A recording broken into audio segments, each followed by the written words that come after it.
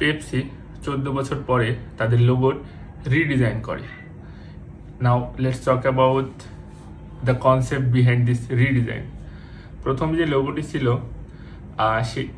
সেটি 2008 সালে রিডিজাইন করে এবং ওই লোগোর পিছনে যে বেসিক কনসেপ্টটি ছিল সেটি ছিল হচ্ছে স্মাইল।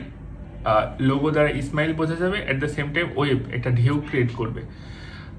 কেননা Pepsi is a drinks brand. পরে তারা যখন 2024 এসে আবার তাদের ব্র্যান্ড রিডিজাইন করে, তখন যে কনসেপ্টটা ছিল যে তাদের 80s এবং 90s তাদের যে কনসেপ্টটি ছিল সেটিকে আবার ব্যাক আনা।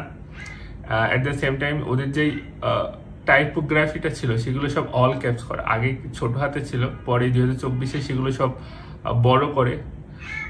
এবং যেই ব্ল্যাক হচ্ছে 14 সালে যে লোগোটি ছিল সেটি কিন্তু ছিল ব্ল্যাক দ্বারা তারা বুঝিয়েছে নো সুগার। এই কালার্স কম্বিনেশন এবং অল ক্যাপস এবং তারা যে তাদের হচ্ছে ঢেউ, যে স্মাইলটি ছিল ঢেউ এবং স্মাইল যেইটি, সেটি প্রথমে যেরকম বাঁকা ছিল উপরের দিকে, পরে সেটি তারা মিডিল 2024 যখন তারা রিডিজাইন লোগোটি করে, প্রথমেই যে লোগোটি ছিল সেটি কিন্তু অস্পষ্ট ছিল, একটা ইমব্যালেন্স লোগো দেখতে হতো, কেননা দেখতে যে ঢেউটি ছিল ওইটি ঢেউয়ের মতো লাগতো না। পরে তারা 24 এসে তাদের সে ভুলটা কারেকশন করে এবং সেই ঢেউটা যে ওয়েভটা তারা মাঝখানে দেয়, লোগোর একদম মাঝখানে, এবং নামটি মাঝখানে বসায়, তাদের যেই ব্র্যান্ডের নাম পেপসি।